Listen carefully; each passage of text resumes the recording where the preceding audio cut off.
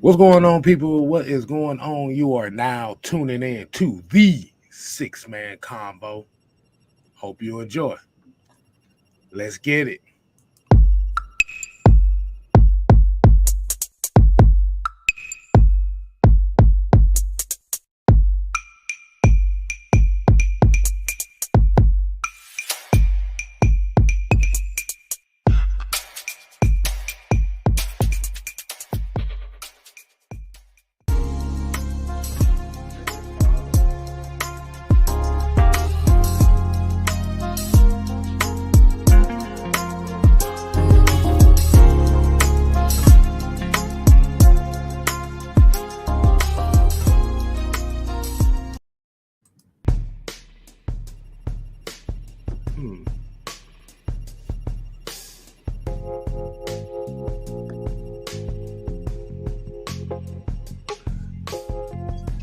What's going on, people? What is going on? We're getting a little funky tonight, as you already see. I'm a West Coast rider, a rider. You don't want them problems. As you already know. DJ Six-Man K Styles on the ones and twos. And I'm sitting here with your boy, Mad Mike. You boy. A kicker, a freestyle. Oh yeah, grass. It is grass. I don't think you want them problems. All right, man. You sitting over there riding a pine over there. Hey, what? I'm about to take a freestyle on y'all. Hey, you know the six-man coming through chilling on the Tuesday. You see 1, 2 on the Monday. But we gotta kick it off right. Like, one of those three words I always start the show off with. Real. Whoa.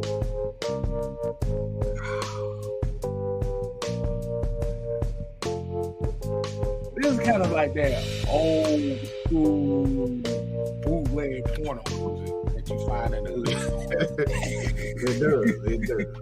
It does, but this shit ride though. And now I'm out of focus. I don't know how the hell that just happened. Oh my gosh, really? But we gotta do the real roll call first before we do all that. And today's roll call goes to Robert Ponder, Pat Norris, Joseph Thornton, Ted Sports and Gaming, Kenneth Lewis, Big Ant, Bubba Gump, Sherman Wood, Jerry Bowie, ATL Leo. Look like Yeezy back in the building now. We ain't seen that. Yusuke 90s. We got Nathan Floyd, D. Coleman. We got the Low Ski in the building. Red Swarm. Shouts out to the professor, man. Y'all make sure y'all go ahead and subscribe to his channel, Mr. Professor Noah. We got ATM 534. That's the young gunner. That's the barber. You need a cut, you holler at him. We got Dreddy, Darnell Partridge, Keyshawn Vlad, Eric Mack. Lowski said this is a Spice One beat. We got the Pharisee beat, Tribe Called Quest. One, man. Hey man, I guess not everybody like it, man. I might keep it for a little bit. Y'all want the old school porno music, or do you like the vibe we got going on tonight? Thumbs up on the new vibe, thumbs down on the new vibe. Uh-oh, somebody said this is a banger. Hey, we gonna get off 3, 2.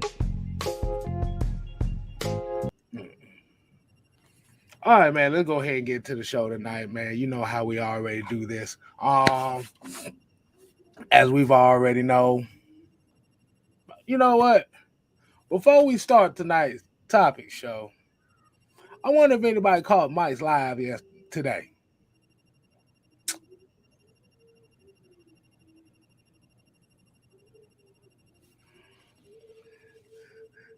Now, the reason why I say this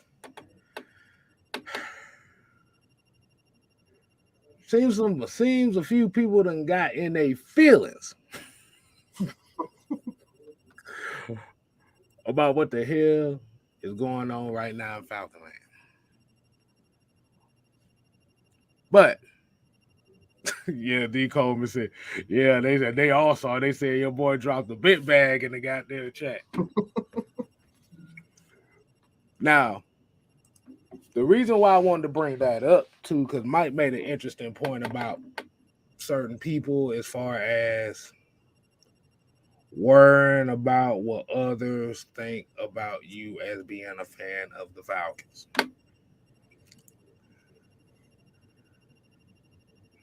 And the dude that brought out the big check, I'm just going to be honest with you. He literally just got pimped out in front of everybody and didn't realize he was doing it. This man. He got pimped out. Oh my God.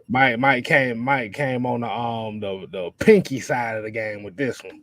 I don't know what you're talking about. Hey, that ain't your fault. Dude offered it. He offered the money.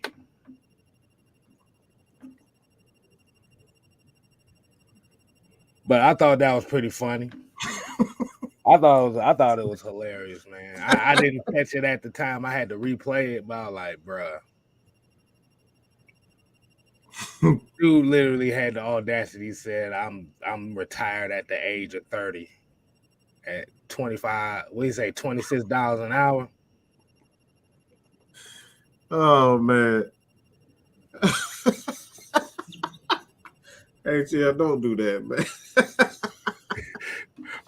Ran off on the blood. Dude literally said he's at 30 gonna be retired by 30, making $26 an hour. I did the mathematics on that. Somebody, hold on. Let me stop the camera right quick. Uh-oh.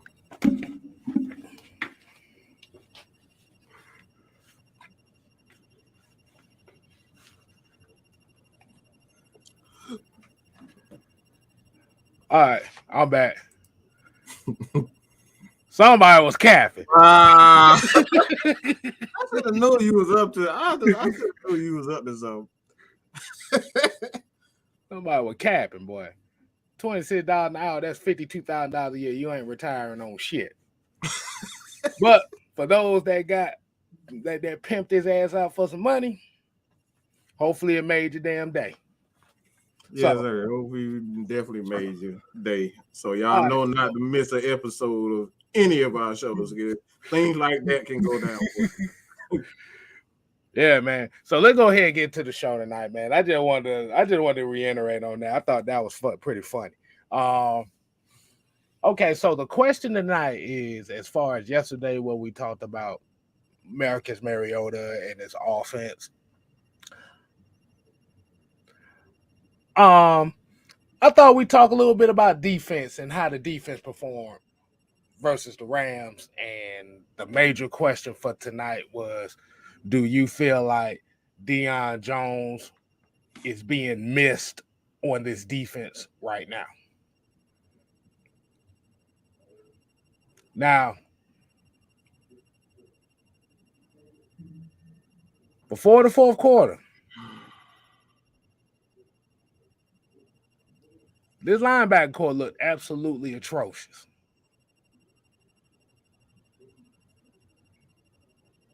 Missing gaps, missing tackles. Looked very undisciplined. We even kind of saw it in the Saints game, but the biggest difference was they was getting pressure. This week they wasn't getting any pressure because the Rams was getting the ball out quick because they felt it was coming, and the linebacking core got exposed. Now, when the fourth quarter came around, when Michael Walker got the interception, the momentum turned. Everybody started getting that uplift beat. Rams couldn't do nothing. Boom after thing. Boom. 3 and out. Almost interceptions. Boom. Everything working together. But just like we talk about with the offense, we talk about consistency for a whole dollar. Oh no, Michael! I made that joke during the game. I said, "Nigga, we look like Georgia Tech in the first 3 quarters." Right. We look, boy. Oh, don't get me started on that. But this is what we talk about. Why the optimism is good for this team, because now you've seen this team fight in a different situation that you wanted to see them fight. You wanted to see them fight through the adversity. You wanted to see what they could do when the chips are down. And these boys fought back. So I give them credit. But at the end of the day,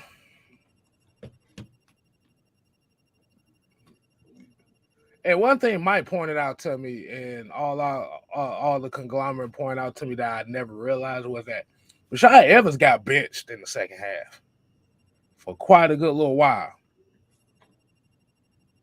I didn't pay no damn attention to that. Mm-hmm. Go ahead, Mike, man. What you got to think about? What's your takes on this? Well,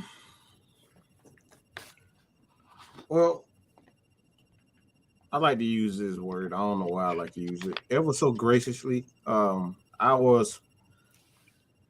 guess it made me sound small when I say ever so graciously. All right. I just like saying that word. I was pulling. I've been called out quite a few times on Twitter saying, "Mike, you just have to stop this Deion Jones campaign. I just don't understand. You need to stop it, Mike. You need to stop it." Why? Because our fourth round pick, I believe it was Troy, was a fourth round pick. Third round pick. He was a second round pick. Second round pick. All right, second round pick. Troy Anderson. Yeah, he got in the game. How did he look, K-Style? Let's keep that real. He looked like he got slapped with a 2x4 at a dog racing event. Okay. Come on. Look like absolutely. He looked. He looked like Alf and shit.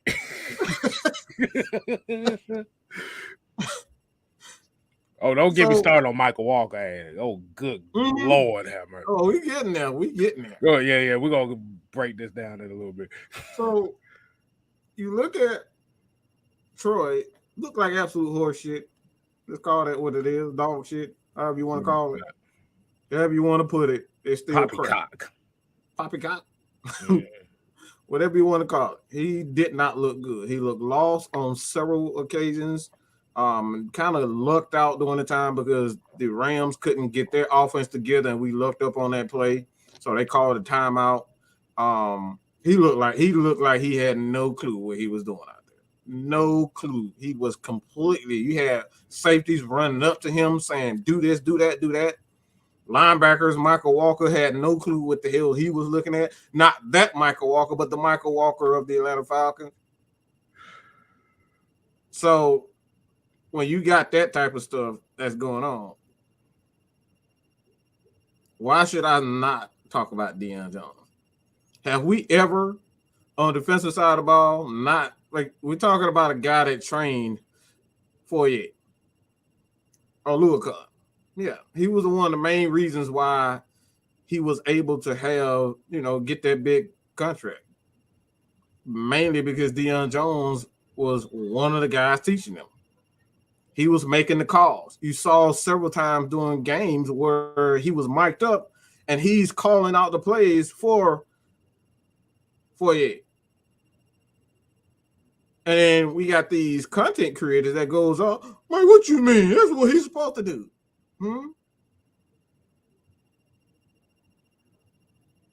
So if you're saying that he has a bad attitude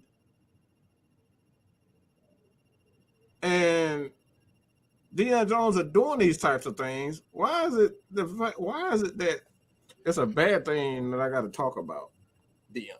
Like I said, I'm gonna make this make sense. The problem right now is guys don't understand where the hell they going. Where they going? I mean, you heard Chauncey say, I don't know if you guys heard Chauncey say he looked like a damn 3-year-old running around in circles trying to figure out what the hell to do. Talking about Michael Walker. Didn't know what the hell he was doing or where the hell he was going. Had a wide open gap and he just sat there and looked at it. And you trying to tell me that Deion Jones is not missed? One thing that we know about Deion Jones, he's going to get to a spot. If he sees a spot, he's going to get to it fast. And he understands what he's seeing. And what I'm seeing from Michael Walker is hesitation. What I'm seeing from Troy Anderson is hesitation. From what I'm seeing from Rashawn Evans is he has no confidence whatsoever when it comes down to pass coverage. He looks like he wants no part of it. And that was one of the main reasons why he ended up getting bitched. If you go back and look at their first drive for the Rams, they went directly at the running back, the linebackers. They went straight to the middle of the field. Both of those guys got sucked up, and they had a pass over the middle. I forget who it was. Might have been a tight end or the Tyler Higbee. It was right over him, right to him, right off the bat. They didn't waste no time going at the linebacker. But we trying to say Deion Jones isn't. Mike, you should stop. So those are my things when it comes down to these linebackers, man. What the Falcons are missing more than anything is a guy that trusts what he's seeing. Trusting what you're seeing. That's the biggest thing. Trusting what you're seeing.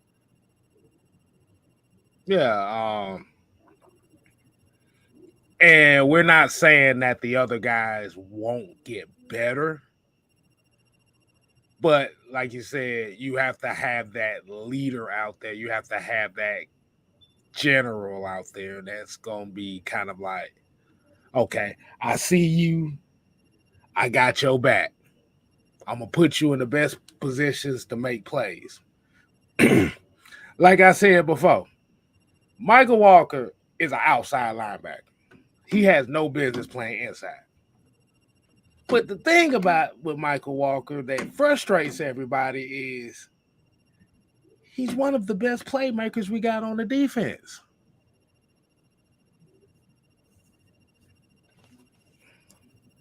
But you just want to see it consistently in all multitude faces on that defense.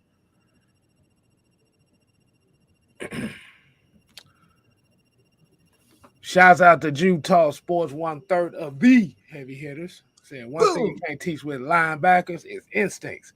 Debo sees plays before they happen. That's why Debo has so many pick sixes. Exactly. You gotta have you gotta have a guy.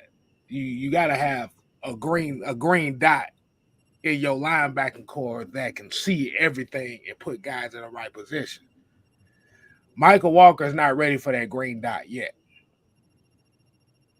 I forgot who made the analogy. No, it was it LT that made the analogy that Michael Walker. No, he said that about Jameis Winston, but Michael Walker is essentially one of those guys that you will be more confident with him at spot duty, which means he plays off of everybody else. That's his game. I like I said, but if you have him as the primary play caller on defense,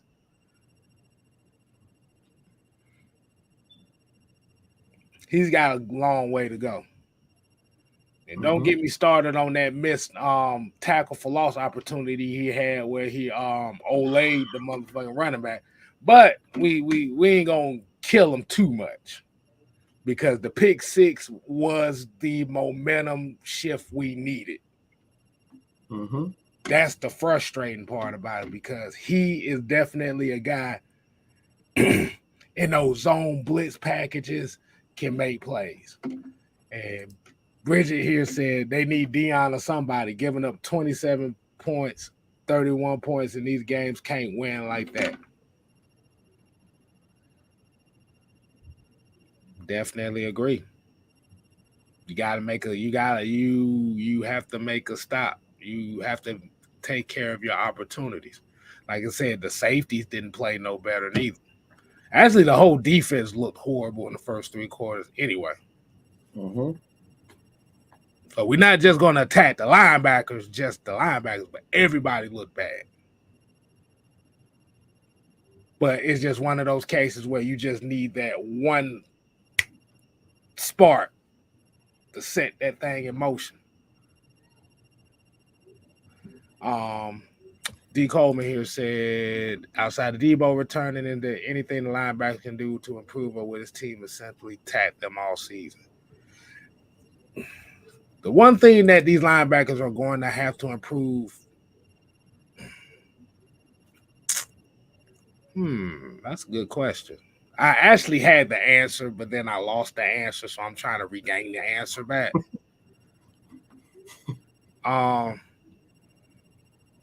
Linebackers are just going to have to be consistent in the pass coverage game.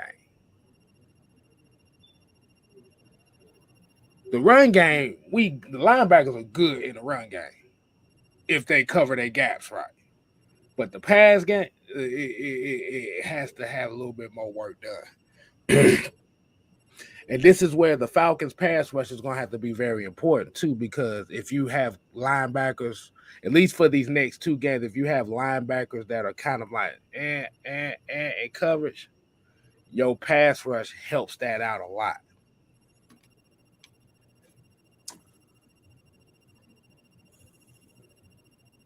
What do you think about that question, Mike? How do you feel? Don't remind me. Yeah, there was a lot of zone out there too. There was a lot of soft zone out there as well. It was, but a lot of the zone problems are not necessarily bad. Like, just because you're playing zone doesn't mean it's actually a bad thing. The problem with a lot of zone is the lack of depth that I'm seeing from the Falcons. They're way too close to the line of scrimmage because they're comfortable being at the line of scrimmage. What does that mean? That means guys are not necessarily comfortable in space where they have to cover. So anytime you see linebackers too close to the line in passing situations, because they're not comfortable with depth. And that's something with Deion. It don't matter if Deion one of those guys, he can be close to the line of scrimmage, but he got enough speed to get back and recover for the lack of depth. And that's a lot of times how he gets a lot of his interceptions. If you go back and look at the interceptions against Jameis Winston, he was kind of coming up and he was deep. He started inching closer, and then bam, he saw it. So a lot of those things come the lack of depth when from the Atlanta Falcons linebackers, and that's why you see a lot of those passes over the middle is because they're a little bit too close to the line, not because they're not good at it. A lot of it comes down to confidence. Am I confident that I can get back to that spot? Can I recover it? Deion Jones is the guy. Look, it don't matter where he at. He's a threat. Take that bitch to the house. So you're gonna see him closer. You're gonna see him far deep playing. And that's why a lot of people always say Deion, all right, he should be a safety. Why? Because he's comfortable with his ability to get, the depth sideline to sideline. So I like one thing that I've been noticing too is just like those guys are just way too close to the line of scrimmage. And like I said, that's a good thing when he can run on the fence, but you got to get deeper. Force those guys to throw the ball shorter than the first down. I'm seeing a lot of 1st and 10 big plays, 2nd and 10 big plays, big chunk plays, and I think that's the biggest issue.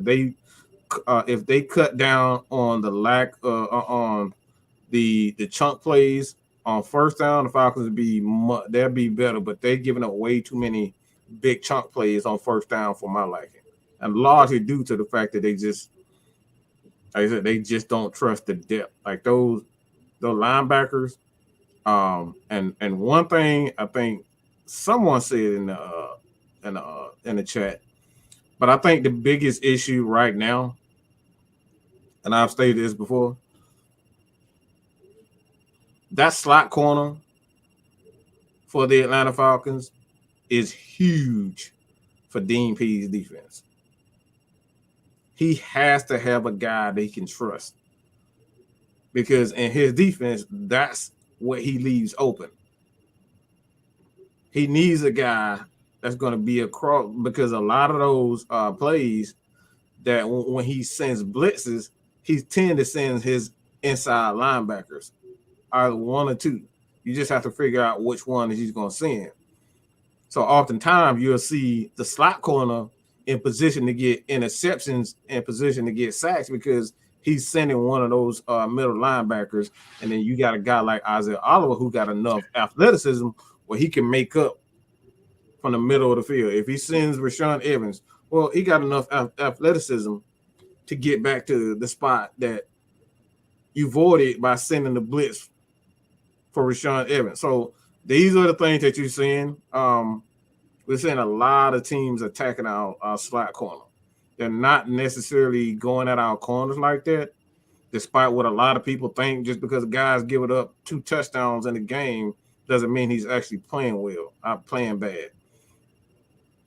So that's what the Falcons is like. That's what the Falcons are missing. They're missing that slot corner that they can trust. And you kind of saw what's his name, Eric Harris, struggle a little bit because he haven't really had a lot of playing time. But they need a guy. Darren Hall actually got smoked that entire game. He made up for it with some big plays on causing a fumble. But like I said, a lot of those guys getting smoked because teams know that's what's going to be open. That's what Dean Pease is going to give to you. You always hear that slogan, take what the defense give you. Well, that's exactly what Dean Pease is going to give you. You're going to have to figure out, all right, how am I going to beat this slot corner? Because off the time, he's not going to let you. Because you saw this time, he was switching the corners. AJ was on the right and the left side. And the same thing for Casey. Casey ended up getting the interception because they kept switching. Right. Because Stafford was going to be Stafford. Stafford was going to give you at least 2-3 opportunities to get the ball back. They capitalized on 2 of them. They missed out on 1 more. But but essentially, like with these guys, is you have a lot of speed out there. You have a lot of guys that want to attack the line of scrimmage. That's a good thing, but you got to get home.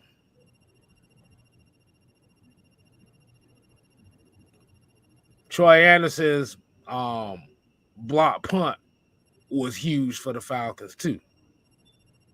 So these guys made some plays when they needed to. But it just goes down to the whole overall team concept where you have to do it for $1. 4 quarters. You got to do it for 4 quarters. And that is the next step that this team has to take in order for them to get to where they need to get to. First game, you did it for 3 quarters. Second game, you did it for 1 quarter. Let's put that shit together and do it for 4 in 1 game.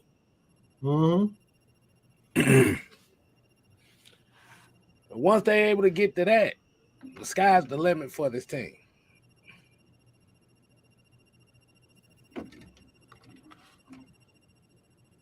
So I want to go ahead and let y'all go ahead and hit that like button. Share this with your peoples.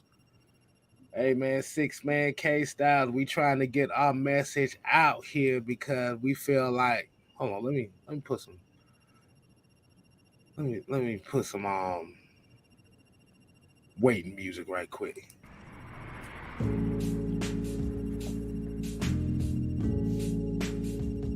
So, now make sure y'all go ahead and hit that like button, share, comment, subscribe. 6-man K Styles. Make sure you also hit up Mad Mike Sports if you haven't hit Mad Mike Sports as well as Utah Sports. We just want to get this message out here that let them know that there's some Falcon fans out here that's willing to be on the positive side of the game.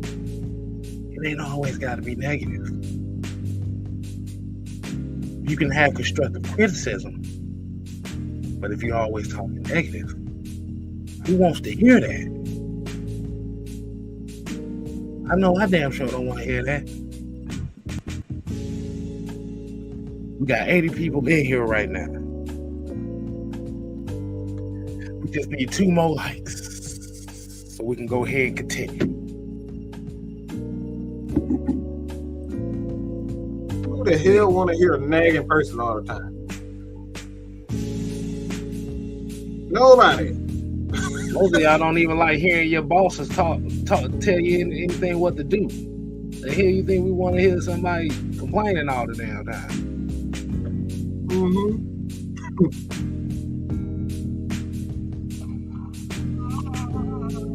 Oh, okay. All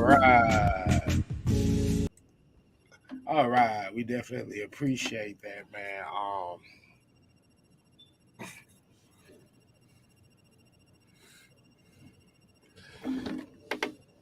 All right, Mike. I'm trying to think of the way to put this. So,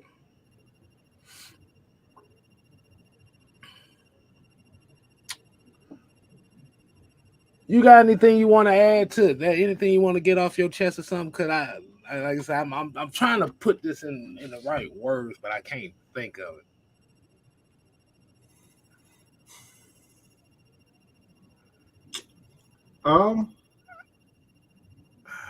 I want to reiterate what I was saying earlier, if I didn't make myself clear.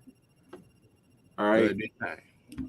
Let me just because obviously some people just don't have common sense and they don't understand what real logic means. Being logical means they don't know what being real means.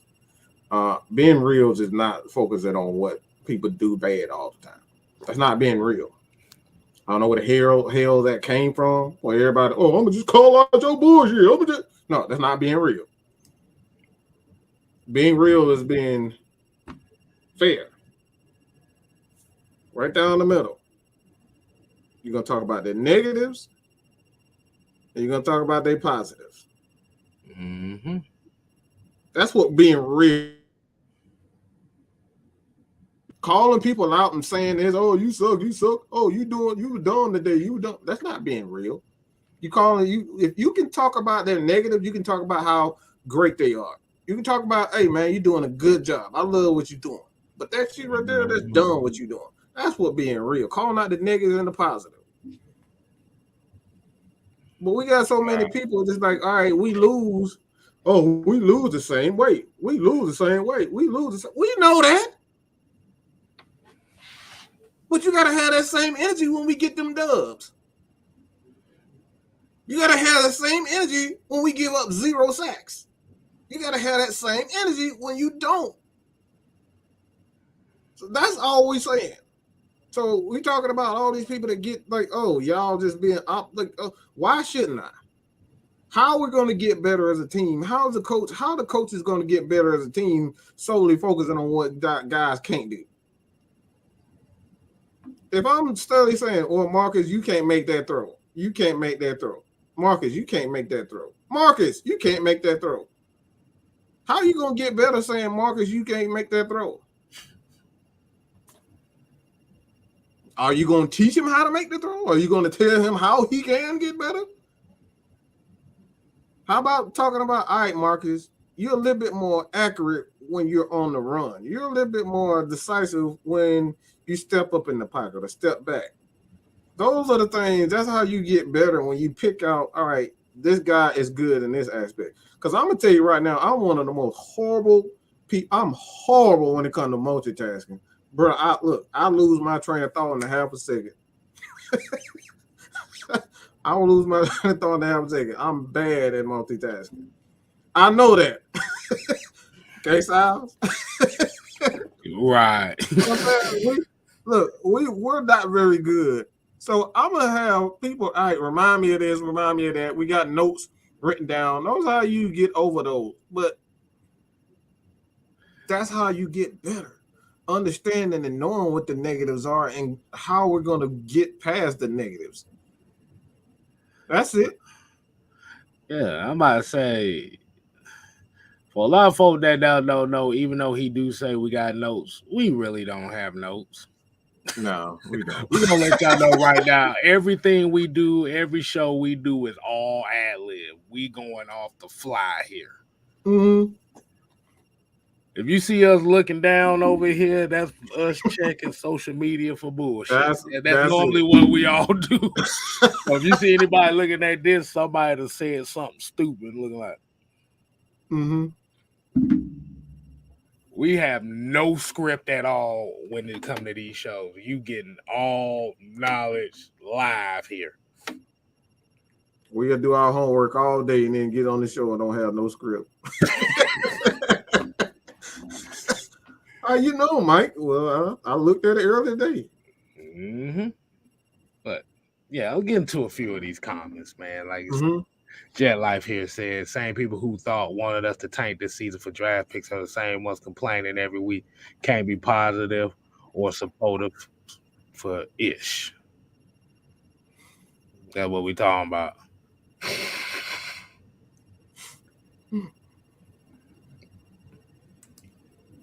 And here's a comment right here that said, you must admit it's hard to be positive without last couple years. No, not true. No, not true. Not at all. Not true. That's because you chose to focus on that type of stuff. That's everything is what you choose to do. If you choose to focus on negative, that's all you're gonna see. If I choose to ignore it and uplift, guess what? That's what I'm gonna see. I'm gonna see positive. Mm-hmm. You always heard that there's a quote that's out here that's famously said that I looked up and said, actually it was Bruce Lee that said this: you are what you think of. If you think of everything negative, just like Mike said, you can't see nothing positive if everything you think of is negative with the team. Now, this comes to the notion that people think that we're not mad that they're losing. Oh no, we pissed off that they lose. Have y'all been in our been in our spaces? It's not. I done went through 15 remote controls in the last year and a half. Yeah. Bro, you have not been in our spaces, or you have not. Look, boy, we're gonna record one of our shows. Well, I wouldn't even say shows. We're gonna find a way to record our conversations during the game, so y'all can understand how it really is. Bruh, I throw things like I got my nephew saying F you now. Now he's saying it. Why? Because he watched me doing these games. Now I gotta try to like no, that's not a good word. Now he's saying fuck. Exactly. So trust me, we're not happy.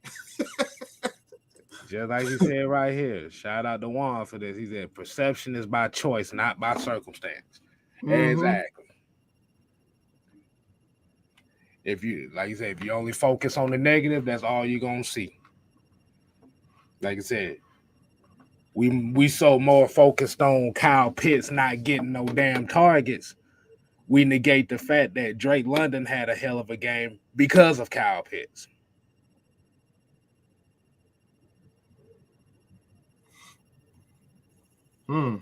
We don't focus on the fact that Drake London is on the pace for a 1,400-yard season.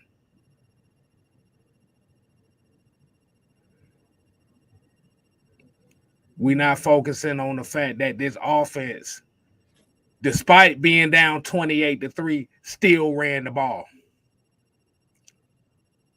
Didn't let up on their identity at all. Instead of focusing on the fact that Kyle Pitts ain't getting no targets, we're not focused on the fact that once the Rams stopped running the ball, that's when the Falcons made a comeback.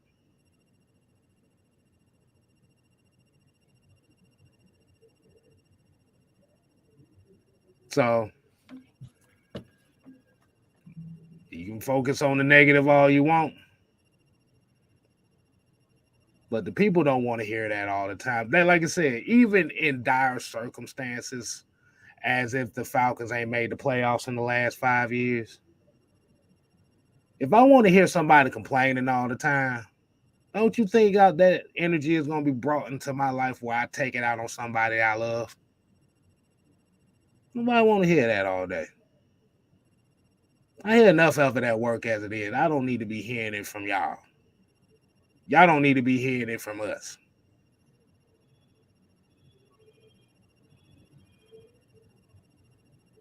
Am I right?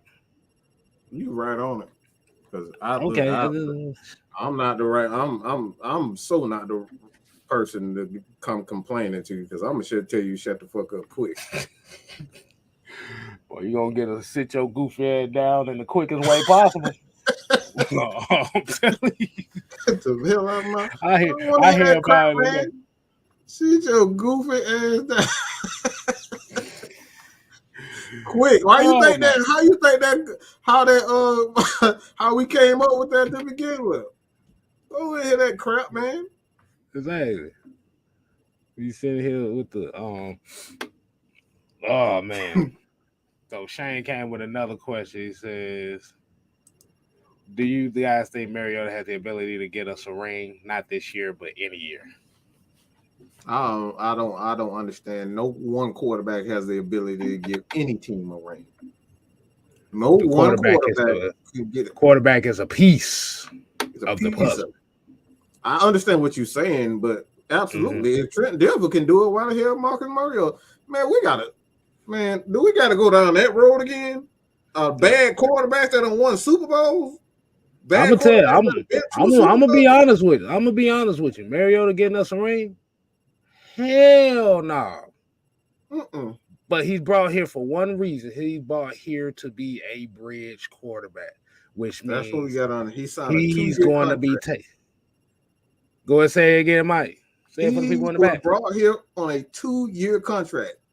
If we wanted, if we had any idea of any, if they had plans on making him the quarterback, he would have signed more than a 2-year contract. Right. You think? For those that might not know what a bridge quarterback is, he is the guy that's going to be taking the bumps and the bruises and teach the young gunner on the do's and don'ts of the NFL game. Now, I will say this. If Mariota continues to make those plays where there's turnovers involved and stuff like that, you may see Ritter a lot sooner than you think. This is what the job of the bridge quarterback is. It's your job to lose. Y'all can check out Desmond Ritter tracker, where I went in detail to speak about when and how Desmond Ritter can possibly be a starter. I've already stayed on that, so you guys just go through our playlist and listen to it for yourself. Me and K-Styles been talking about that type of stuff. Who the hell you think put him on Desmond Ritter? He damn right. That was K-Style. And I had to give a shout out to Just Bomb Productions too for introducing me to Ritter. I think that was his sophomore year. They introduced me to him. Then I watched him his junior year, and I was like, yeah, I like this guy. Mm-hmm. But oh Lord. Do I want to answer this question? I think I might want to answer this question. I'm good. I'm not gonna go on the rant. I'm gonna give it the energy. Said, do you think we should have got Justin Fields over Kyle Pitts? No. No. Hell no. Man, them motherfuckers don't even trust him throwing the ball. How the hell? He threw the ball like 7 times. Like, man, huh? And as crazy as it sounds, that Justin Fields was actually in a better situation in Chicago than he would have been here in Atlanta. So remember, you gonna be coming in. He'd be coming in here with no Kyle Pitts, no decoy, and it's possible Cordero Patterson might not be the guy that he is right now. Right.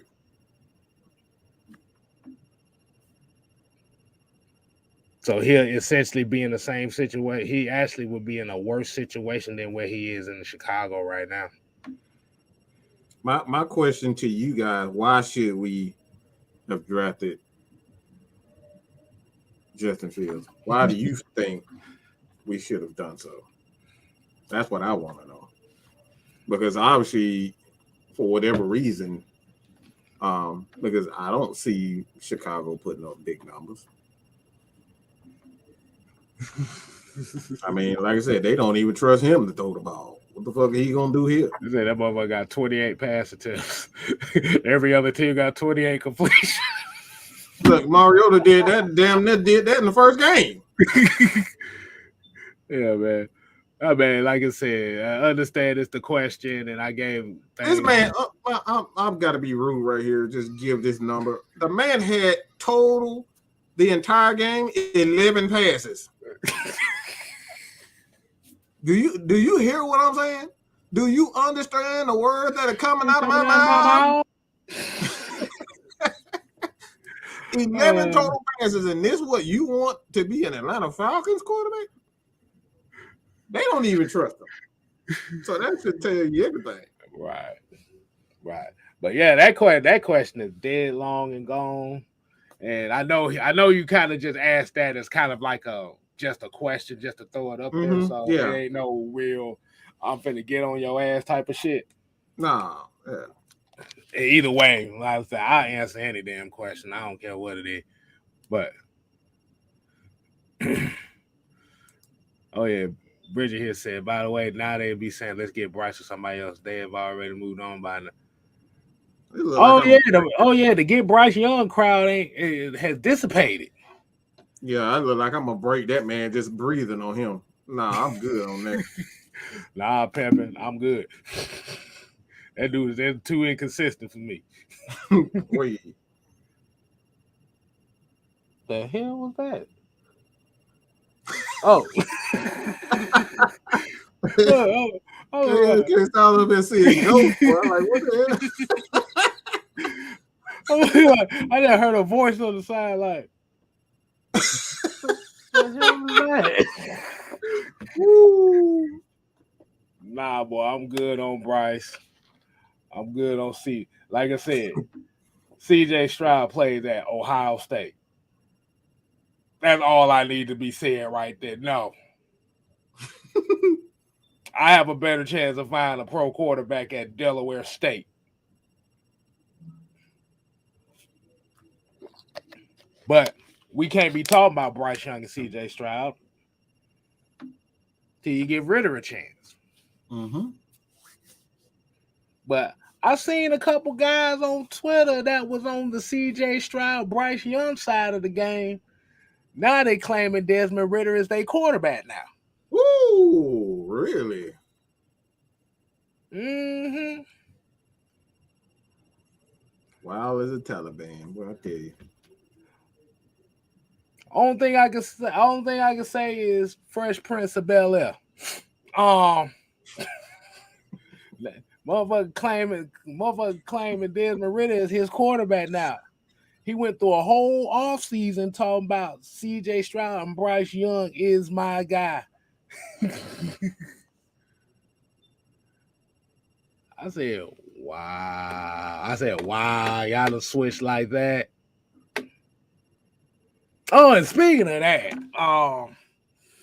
we were coming right by the end of the show anyway. I told Mike I was gonna do this, and I'm gonna go ahead and get is Spencer Rattler decent? Man, hell no. Spencer Rattler is garbage. I can't even I can't even tell you if he's better than Stetson Bennett. Okay. Stetson Bennett will wipe him off the floor, bro. I ain't even gonna tell you Look. I'm gonna be real. I don't see nothing in Spencer Rattler at all. I see some in Spencer Rattler. I see Crybaby in Spencer Rattler. My goodness. I'm like, damn. That dude literally went from before last college season as the projected number 1 overall pick for the 2022 draft to getting his ass benched for a freshman at Oklahoma, transferring to South Carolina, thinking that he's gonna get a different start, and getting his ass busted up all up and down the SEC right now. It's bad. He having bad games too, bruh. But this dude look like Mitchell Trubisky at Duke, bruh. No, wait a minute. He played in North Carolina. Never mind. Mm-hmm. I thought about Deion Jones. Yeah, he legit like Mitchell. He was worse than Mitchell Trubisky at North Carolina, bro.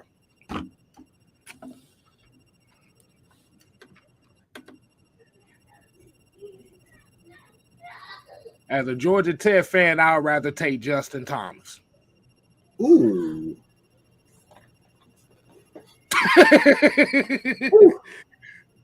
Wow.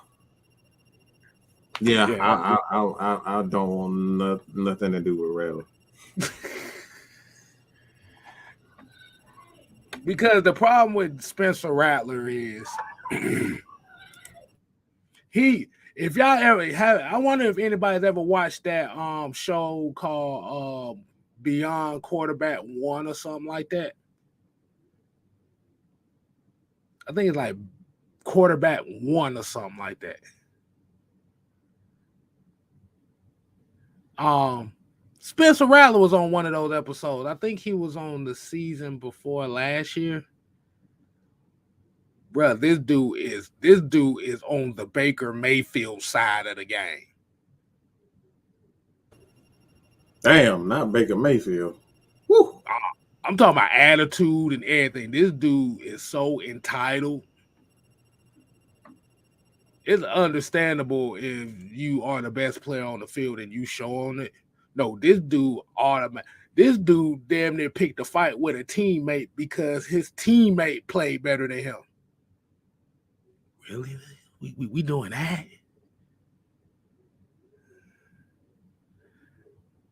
Oh man, Chris Beaver gonna ask me a Georgia Tech question. Jeff Sims.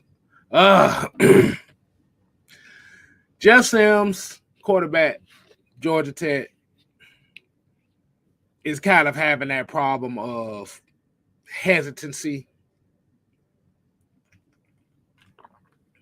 Have you seen that offensive line at Georgia Tech?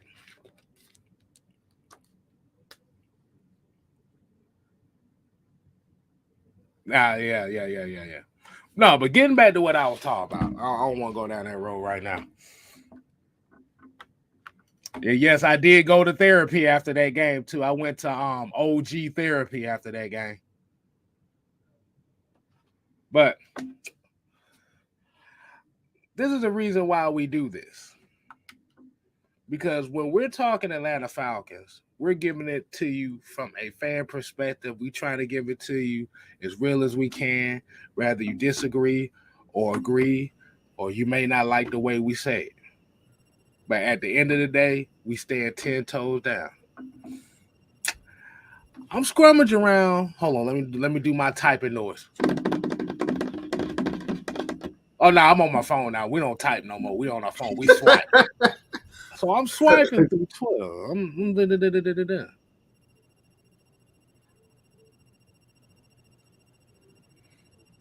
And the first thing that popped up on my Twitter feed is some halftime shit. I wonder if anybody's seen this. Mike, I gotta do it. I gotta do it. I wonder if y'all gonna see the name on this screen and tell me what y'all think. I'm not even gonna say a word.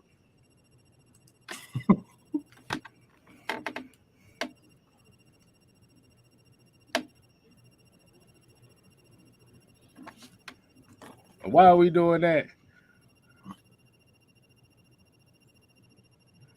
Let's play a little music. Why are we doing that?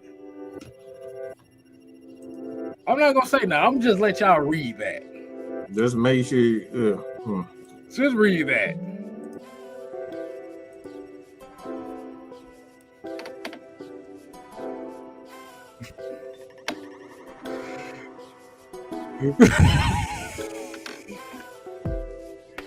Wow.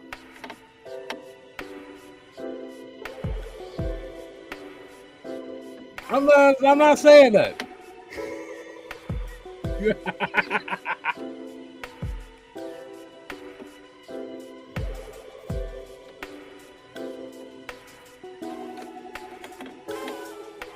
This is y'all king.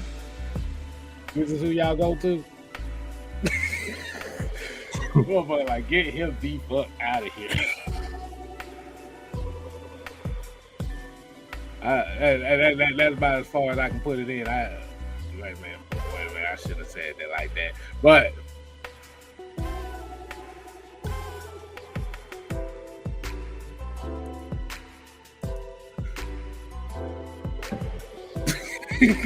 oh, these motherfuckers going in on him now, like, you bitch, dummy. Look.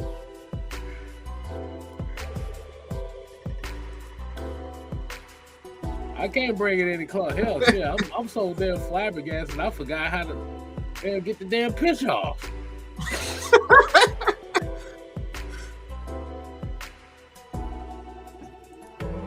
But did you see the name that was underneath that? The first comment. Did y'all see who was the first comment under that?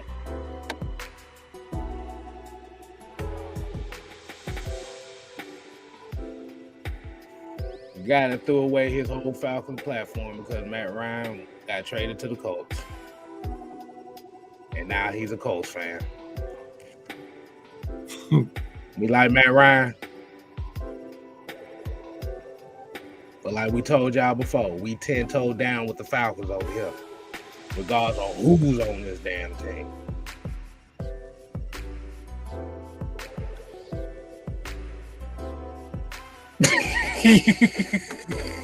Somebody said I was going to subscribe to dude too. I mean, look, this ain't the first time he done said it. He done clearly stated several times that he's not a real Falcons fan.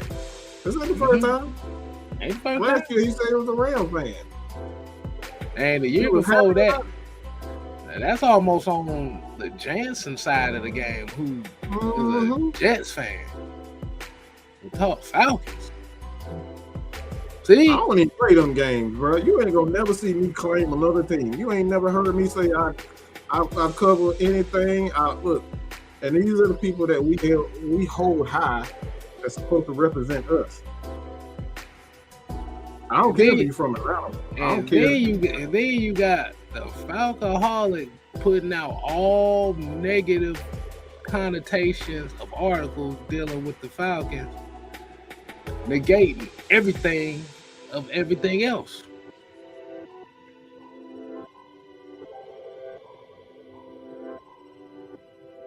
This is why we do what we do.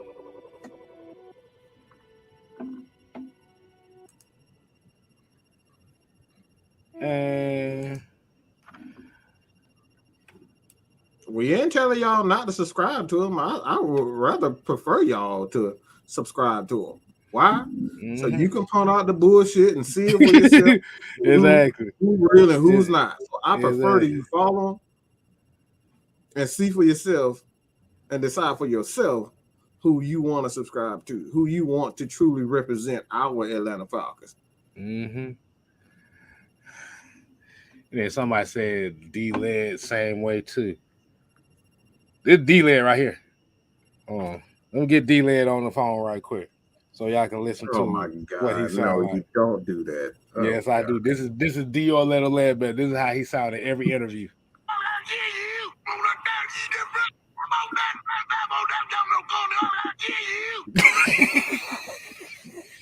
What the fuck you talking about? What is that?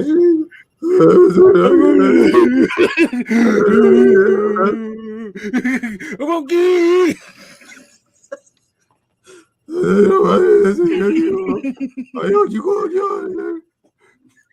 You know what? I'm gonna play it again because that shit is hilarious. Let me go and play that again.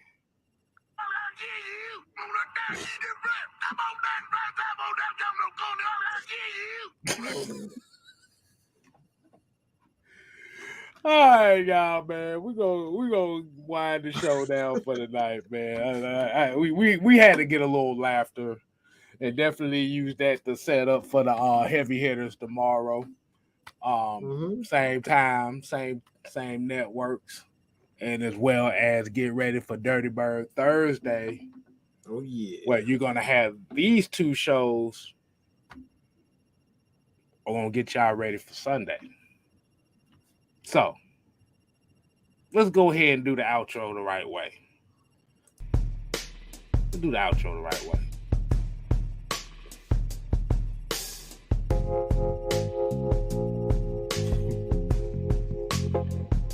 Man, that thing make you want to smoke a spliff, boy. I'm telling you, boy.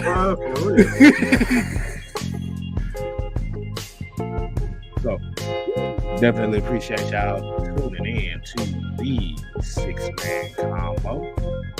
As you already know, man, we are always here every Tuesday.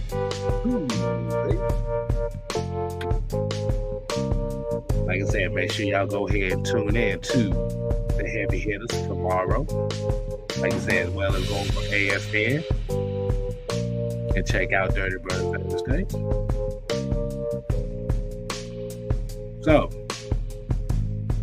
as we always say here in Atlanta Falcons, fan base, the true fans, whether we 16-0, 17-0, 10, you're going to get the Falcons all day, every day.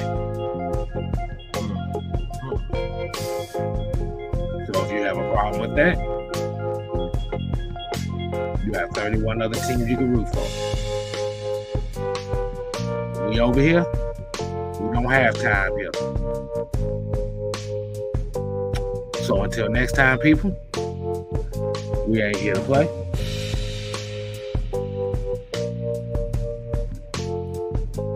We here to stay. Oh yeah, dig it. You ain't gotta go home. Get the hell out of here.